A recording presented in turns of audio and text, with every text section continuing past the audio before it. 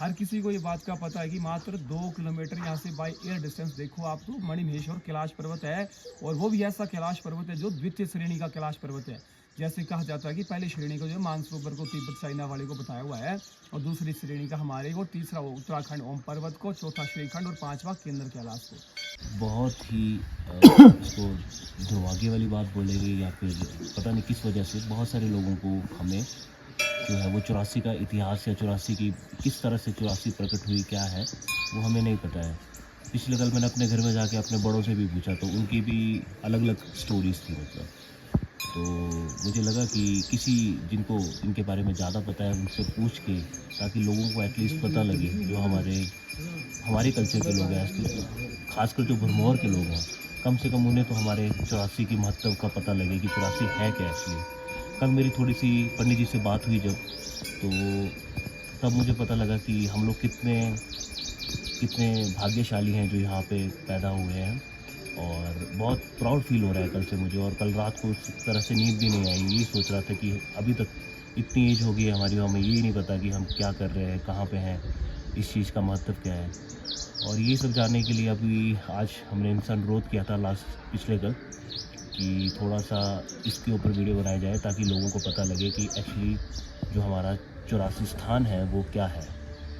आगे मैं पंडित जी से अनुरोध करूँगा कि वो थोड़ा सा शुरुआत से हमें 84 के बारे में बताएं, ताकि हमारे जो भी भाई इस वीडियो को देखें उन्हें पता चले कि 84 में है क्या। ओम नमः शिवाय। सभी भक्तों को, श्रद्धालुओं को, महादेव के सनातनी से पुत्रों को, जो भी इस वीडियो को देखेगा उन सबको मैं महादेव उन सबको आशीष प्रदान करे। जैसे कि आग्रह पर कह रहे हैं कि इस 84 का जो ऐतिहासिक रखो या एक पौराणिक कथा या शास्त्रोक्त जो वर्णन है इसका, उसके ऊपर प्रकाश डालूँ तो सृष्टि के प्रारंभ का इतिहास बताया हुआ इस पावन भूमि का, इस शिवलिंग पावन भूमि का। मैं बोलूँगा इस पावन भूमि को कि शिवलिंग पावन भूमि को। यहाँ असंख्य शिवलिंग है जिनका जो प्राकट्य था वो सृष्टि के प्रारंभ में हुआ था। शास्त्र के अनुसार कहा जाता है कि जब ब्रह्मा जी को 84 लाख योनियों का शाप महादेव से मिला था, वो उनकी किस करने के लिए मिला था? ब्रह्मा जी की ऐसी करनी थी जिसके लिए महादेव ने उनको श्राप दिया था। ब्रह्मांड की रचना जब ब्रह्मा जी ने महादेव के आदेश पर की, कहा जाता कि अष्ट कुलाचलो सब समुद्रो रुद्रो दिन करो प्रकृति पंच बुधानी ग्रह लोक स्वर्ष था 84 लाख योनियाँ तथा इन सब चीज़ों में क्या कहा हुआ है? चतुराशी थी। कहा हुआ है कि ब्रह्मांड की आवश्यकता के लिए जो चीज़ जो थी मतलब उत्पादित की जो जरूरत थी, आवश्यकता थी, आवश्यकता अनुसार इस ब्रह्मांड की रचना के लिए ब्रह्मा जी ने जो भी उत्पादित किया उसमें कहा जाता कि 84 लाख योनियों की उत्पत्ति भी हुई थी। उन 84 लाख योनियों में एक कन्या की उत्पत्ति हुई थी जिनको रमावती या माता सरस्वती या अपना ब्रह्माणी माता को बीच में दर्शाया जाता है। और वो पुत्री समान थी। जब ब्रह्मा जी उत्पादन करता थे तो पुत्री समान कन्या से ब्रह्मा देवता जी ने बलात् रमण का दूषित भाव मन में पाला था। जब बलात् रमण का दूषित भाव ब्रह्मा जी ने मन में पाला था और विवाह करने दौड़ गए थे, उसी करने के लिए महादेव ने कहा था कि आप 84 लाख योनियों का जो है शाप भुगतो, आप भी गर्भ में रहो। और गर्भ की जो पीड़ाएं जो यातनाएं मिलती है, कहा जाता है जैसे गर्भ प्राण में की गई, जब गर्भ के अंदर होते हैं तो हमारा सर नीचे की तरफ होता है और पर हमारी सांस घुटती रहती है, हमारी सांस जो वो घुटती रहती है और खून के अंदर लथपथ रहती है। ऐसी बहुत सी यातनाएं और मतलब क्या ऐसा नर्क ना बोलता हुआ, खैर स्वर्ग या माँ की को ऐसा नहीं बोला जा सकता, लेकिन फिर भी जो है कुछ दिक्कतें जो परेशानियाँ हो मानव जीवन में उस टाइम रहती है जब जीवन आपका प्रकाशित होता है। तो जब ब्रह्मा देवता की आंखें खुल जाती कि हाँ मुझसे गलती हुई है, तो महादेव से वे आग्रह करते हैं कि महादेव गलती मुझसे हुई है लेकिन शाप मुक्ति का कोई मुझे आप उपाय बताओ। तो महादेव कहते हैं कि ब्रह्मा जी मैं धरती पर, कहा जाता है कि ये जो धरती है इस धरती से बढ़कर ना कोई स्वर्ग है, ना कुछ जो कोई देवता स्थान है, ना कोई भवन है। इस धरती में संपूर्ण भवन बूंजा शक्तिपीठ से लेकर महादेवियों के जो साक्षात भवन है जहाँ देवियाँ वास करती हैं, 12 ज्योतिर्लिंग जहाँ पे महादेव स्वयंभू जो विराजमान है, इन सब पर क्या है? तो महादेव की इन्हीं सब चीज़ों को देखते हुए कहा था कि मैं जो 84 शिवलिंग जो है 84 लिंग ब्रह्मा को शाप मुक्त करने को धरती पर ही प्रदर्शित करूँगा। तो जब महादेव धरती में ऐसी कोई जगह ढूंढ रहे थे तो महादेव को ये जो जगह है, अब जिसके लिए मैं प्रकाश डालूंगा, सब लोग आप ध्यान से सुने, महादेव के सब भक्त सब पुत्र जो है वो इस बात को ध्यान से सुने कि हम जो यहाँ के स्थानीय लोग हैं, इस धरती पर जो जीवन लेने वाले हैं, हम सब का ये परम सौभाग्य है कि हम इस कैलाश लोक में, इस कैलाश भाग में रहने वाले हैं। यहाँ का जो प्रत्येक स्थानीय निवासी है वो सब जो है कैलाश भाग में रह रहा है। हर किसी को ये बात का पता है कि मात्र 2 किलोमीटर यहाँ से बाय एयर डिस्टेंस देखो आप तो मणिमहेश्वर कैलाश पर्वत है, और वो भी ऐसा कैलाश पर्वत है जो द्वितीय श्रेणी का कैलाश पर्वत है। जैसे कहा जाता है कि पहली श्रेणी को जो मानसरोवर को तिब्बत चाइना वाले को बताया हुआ है, और दूसरी श्रेणी का हमारे को, तीसरा उत्तराखंड ओम पर्वत को, चौथा श्रीखंड और पांचवा केंद्र कैलाश को। तो द्वितीय श्रेणी का कैलाश का महत्व सभी जो तीर्थों से है कब जाके बढ़ जाता है। इसका महात्म्य, इस 84 शिवलिंग कैलाश भूमि का महात्म्य भारतवर्ष में जितने भी बड़े तीर्थ हैं उससे सबसे ज़्यादा बढ़ जाता है जब कैलाश द्वितीय श्रेणी के साथ साथ यहाँ पे महादेव के 84 रूपों का जो यहाँ पे हमको दर्शन होता है। जब 84 शिवलिंग यहाँ पे विराजमान होने के साथ साथ बाबा विश्व प्रसिद्ध मंदिर धर्मराज जी का, वो कहा जाता है कि एकलौता मंदिर धर्मराज जी का जो कहीं नहीं है वो यहाँ पर है। और ऐसा भी कहा जाता है कि अगर आप आकाश और ब्रह्मांड की बात करो तो वहाँ पे थोड़ा बहुत ही रखा हुआ है। बाकी महादेव ने जब 84 यहाँ पूरे करने थे तो उन्हें 84 को पूरा करने के लिए धर्मराज जी को उनकी यमपुरी के साथ ही बोलते धाम में धाम लेंदर हुई है पढ़ाए, और ये सारी कचहरी जो यहाँ पे उन्होंने विराजमान करके खुद को 84 में रूप में यहाँ पे धर्मराज जी ने प्रतिष्ठित किया है। तो ऐसी पावन भूमि है। बाकी जो की कथा है अनंत है, शास्त्र जो है शास्त्र है सनातन धर्म की जो है ऐसा प्रमाण है कि वो कहा जाता है 4 वेद 18 उपनिषद 18 महाप्राण 26 स्मृतियाँ 44 शास्त्र, ये जो 108 ग्रंथों का आंकड़ा है अपने आप में यही प्रमाणित है। सनातन का सबसे बड़ा प्रमाण हमारे 108 ग्रंथ ही है, जिनमें एक एक ग्रंथ का जो है इतना है, और 108 ग्रंथ को जब हम लाइन अप ऐसे करेंगे तो गर्दन तोड़नी पड़ेगी। तो सबसे बड़ा प्रमाण हमारे ग्रंथ पड़े हुए हैं जिनके अंदर इससे सारा जो वर्णन किया हुआ है। अब यहाँ पे थोड़ा सा मैं आपको ज़्यादा लंबी बात ना करता हूँ, मैं काफ़ी वीडियो का शायद कुछ रहेगा, इसका कुछ रहता होगा, तो मैं बताऊँ आपको कि यहाँ पे जो मेन चीज़ें हैं। सबसे पहले आपकी जो हमारे पीछे जो वृक्ष दिख रहा है साक्षात हनुमान जी का स्वरूप है, एकादश रुद्र महादेव है। कहा जाता है कि सनातन संस्कृति में हमारे पूर्वजों ने नदी नाले पेड़ पौधों पर्वतों से स्वरूप प्रकट करवाए हुए हैं। उन्हीं स्वरूप का प्राकट्य करने का जो मेन अगर प्रमाण देखा जाए तो सनातन को प्रमाणित करने के लिए ये वृक्ष जो है जिनको हम हनुमान जी की तरह पूछते हैं, ये साक्षात्कार है हमारे सनातन के प्रमाण का। देखोगे आप तो 11 रुद्र महादेव तो उन्होंने खुद को सनातन प्रमाण करने के लिए अपनी शाखाएं भी 11 उत्पादित की हुई है। 11 की 11 शाखाएं, पीछे पूंछ के आकार का जो पूंछ है, और देखा है वही कि हमारी श्रद्धा निष्ठा आस्था है कि हम जो है पेड़ पौधों से नदी नालों से जो है साक्षात्कार जो स्वरूप जो प्राकट कर देते हैं। इसके साथ आप आओगे यहाँ पे तो 84 शिवलिंगों में सबसे पहले आप गणेश जी का जो प्रवेश द्वार के साथ सबसे बोलते हैं कि हमारी पूजा जो भी हम कोई पूजन करते हैं तो हमारी पूजा को सिद्धि प्रदान करने वाले सिद्धि विनायक गणपति देवता है। तो जो हमारी पूजा को सिद्धि प्रदान करने वाले सिद्धि विनायक है तो उनका नाम तभी सिद्धि विनायक है, हमारी किसी पूजा को सिद्ध करने वाले गणेश जी। तो गणपति की जी के साथ आओगे विधि माता के पास जो विधि का विधान लिखते हैं।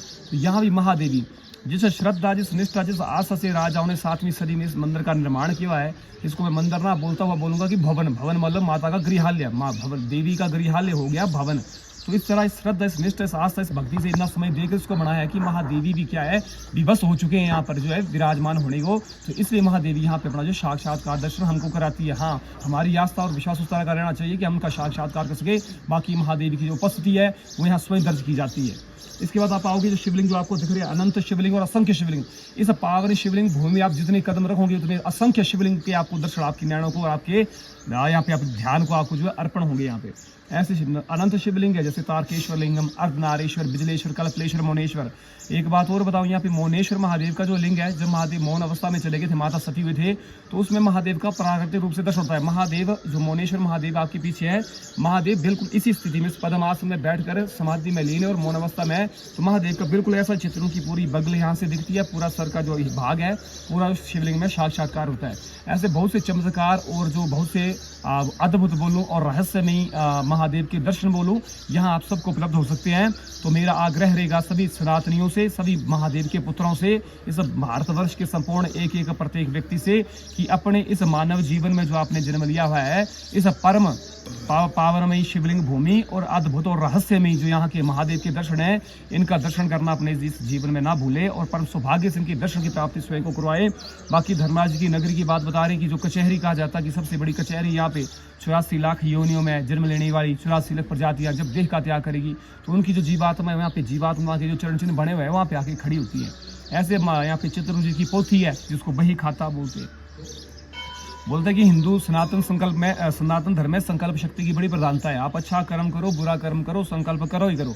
अगर आप लोग संकल्प ना भी करो तो जो बही खाता जिसकी चित्रगुप्त की पोथी की बात कर रहा हूँ, चित्रगुप्त पोथी की, वो स्वयं क्या करती है, जियो टैगिंग करती है। वो कैसे जियो टैगिंग करती है कि जब लोग हम संकल्प अपना इंट्रोडक्शन देते हैं कि भाई हरि ओम तत्सत श्रीमद् महाप्रकाश आय ब्राह्मण ब्रहा कल्पे ब्री वर्षोत्तम मांत्रे कलयुगम प्रथम चरण, कि कलयुग के प्रथम चरण में जो में भारतखंड में किस अंतर्गत प्रदेश के अंतर्गत आने वाले किस जिला के अंतर्गत किस नदी के साथ में, किस पर्वत के साथ में, क्या मेरा गोत्र है, क्या मेरा नाम है। जब इतना सा हमारी जो स्पेसिफिकेशन वहाँ पे आती है तो अपना पाप पुण्य हमारा अपने हिसाब से चलना लग पड़ता है और हमारी पूरा सटीक जानकारी हमारी जो है प्रत्येक व्यक्ति की उस पोथी में आ जाती है। इसके साथ बोलूं कि जैसे मैं पहले आपसे बात कर रहा था कि महादेव को ये जगह अच्छी क्यों लगी। कहा जाता है कि गंगा सिंधु सरस्वती ब्रह्मपुत्र गंडकी कावेरी यमुना रेवा कृष्णा गोदा महानदी महेंद्रो मल्ल सह द्वादश ज्योतिर्लिंगाय वंदे देव उमापतिम सुरग्रम। जितना भी ये जो 12 ज्योतिर्लिंग लेके चलो आप, ओमकारेश्वर ममलेश्वर महत्काल मल्लिकार्जुन ध्याय त्र्यंबकम सोमनाथम। ये जो 12 ज्योतिर्लिंग जो है कहाँ पे, सब धरती पर विराजमान है। तो महादेव की जो प्राथमिकता थी यही थी कि इस धरती से बढ़कर देवता का स्थान कोई नहीं है। जो स्वर्ग की नदियाँ हैं वो भी धरती पर है और जो स्वर्ग के जो हमारे पर्वत समान जो पर्वत में देवता है वो सब धरती पर है। तो महादेव ने इन 84 को यहाँ पे जो थी अपने 84 शिवलिंगों को ब्रह्मा को मुक्त करने को यहीं प्रतिष्ठित किया था। और इन शिवलिंगों को कहा जाता है कि एक शिवलिंग की परिक्रमा से ब्रह्मा जी देवता की 1 लाख योनियां शाम मुक्ति हुई थी। ऐसे 84 लिंगों की जो परिक्रमा करके उनकी 84 लाख योनियों से शाम मुक्ति हुई थी। तो आज के समय पे जो यहाँ पे मणिमहेश यात्रा जो रहती है काफ़ी बहुत मतलब इसका व्याख्यान है 84 मणिमहेश यात्रा का, कैलाश मणिमहेश यात्रा का। तो यहीं से प्रारंभ की जाती है। वो मेन केंद्र जो है मणिमहेश। यहाँ कुछ बताऊं, कुछ लोगों के मन में बहुत संशय थोड़ा सा भय रहता है कि यहाँ धर्मराज जी का मंदिर है वहाँ नहीं जाना चाहिए। तो निर्भय होके आए यहाँ पे। जो भी ये सब धर्म से जुड़ा हुआ है तो जहाँ धर्म है वहाँ भय की जरूरत नहीं होती है। तो प्रत्येक से मेरा कि भाई निर्भय होकर यहाँ पे इनके दर्शन के लिए आप आए। उसके साथ में एक बात बताऊँ आपको कि यहाँ पे जब 84 लिंग तो माता ब्रह्मा ब्रह्माणी जी का वास था यहाँ पे। तो ब्रह्माणी माता जो था उन्होंने मना किया था महादेव को कि आप अपने 84 ब्रह्मा जी को शाम कहीं और करो। लेकिन महादेव के आग्रह पर स्त्री रूप था, करुणा कर ली माता ने। जो देवी रूप था स्त्री रूप था मातृ, करुणा करके महादेवी ऊपर चले गई थी। तो महादेव ने यहाँ पे किस्सी बताते जो बैतरणी नदी है यहाँ पे पता होगा आपको, बहुत सी वीडियो डाल चुकी है कि यहाँ पे बैतरणी नदी है, भवसागर है, जो गरुड़ पुराण में बताया है। जो उसका इतना स्पेसिफाई कर दिया कि वो 100 योजन चौड़ी है। 1 योजन होता है 7.5 किलोमीटर। तो 100 योजन 750 किलोमीटर की चौड़ाई वाली बैतरणी नदी, जिसको पार करने के लिए एक चीज़ यहाँ पे वेल प्लेस्ड, वेल लोकेटेड है। लोग थोड़ा सा लॉजिक फैक्टर लगाएंगे, साक्षात्कार पाएंगे यहाँ पे। बस थोड़ा सा अपने मन को ठनकाने की बात है कि ये नदी के साथ ही किस्ती क्यों दी है, चट्टान क्यों दी है। तो आपको सब चीज़ें जो है लाइनअप पूरा या पूरा सिस्टमेटिक लाइनअप किया हो एक चीज़ को। तो फिर से मैं बोलूँगा, आग्रह करूँगा कि अपने मानव जीवन में इस परम अद्भुत रहस्य में असंख्य शिवलिंगों का इनका कहते कि संचित पाप विनाश शिवलिंगम तत्प्रणमामि सदा शिवलिंगम। मात्र से सिर्फ एक शिवलिंग के दर्शन करने से आपके जन्म जन्म की जो पाप है और जो पाप इकट्ठे एकत्रित हुए हैं उनका नाश हो जाता है। तो परम सौभाग्य उन नैनों का होगा, उन आंखों का होगा, उन हस्त बंधन का होगा, जो हाथ बंधन करेंगे इतने असंख्य शिवलिंगों का।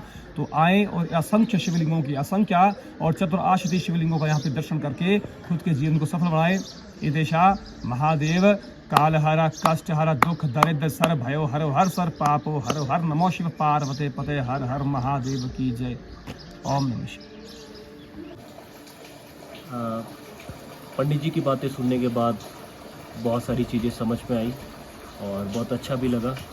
तो मेरा खासकर भरमौर पंचायत और स्टूई पंचायत के लोगों से अनुरोध है कि 84 की पवित्रता को बनाए रखें और इस तरह का माहौल सेट करिए कि वहाँ पे हम लोग गाली भी ना दे पाए। मतलब कई जगह पे जैसे हम बनखंडी माता मंदिर में जाते हैं तो हम लोग वहाँ पे गाली नहीं देते।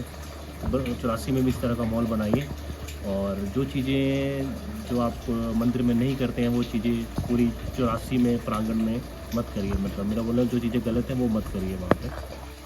और ताकि हमें देख के हमारे छोटे भी वैसे करें और आगे चल के ये हमारा 84 जो प्रांगण है वो और भी मतलब हमेशा के लिए पवित्र रहे।